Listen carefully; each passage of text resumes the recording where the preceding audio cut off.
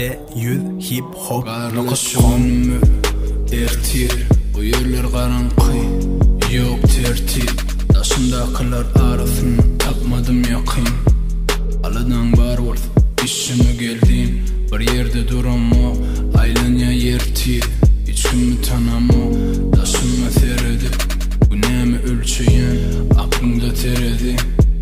Elime alamam aylar nertir İçimden gürleşim yok Ece etmedi keyfimim yok Yine kötülüğüm içine duyan Yıkı gece karası oturum Gelirin içimden gürleşim yok Ece sağ içe koylen şekerler çepi Kalırcağım yok yıkılsam yere Üstümü kakıp yanına gelirin Bulur meni bilen olmayacak Her kime menin bir zat gerek Yarını bolun o ekin Biz yalılar beri gelişen ok seret Dinlesin söyleyen eceğin necif yağdayımda Hiç kim haber tutmadım yağdayımdan Şuun ertir bir zat gerek bolmaz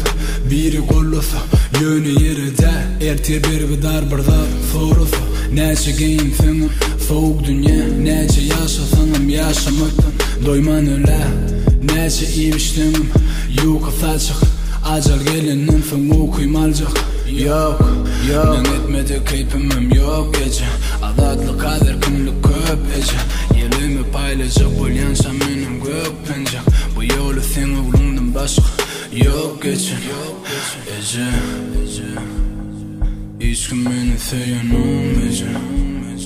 Hiç kim beni gören olmayacak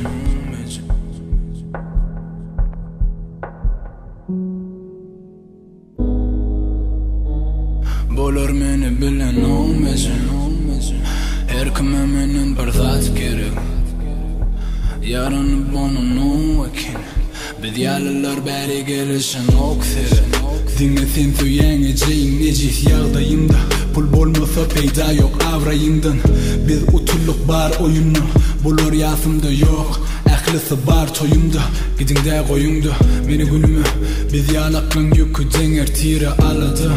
Olur gele ikiden ertirde de umid var Tapağut'nın sözün küdün Şere yok bize İstesin durmuştan öykülüşümü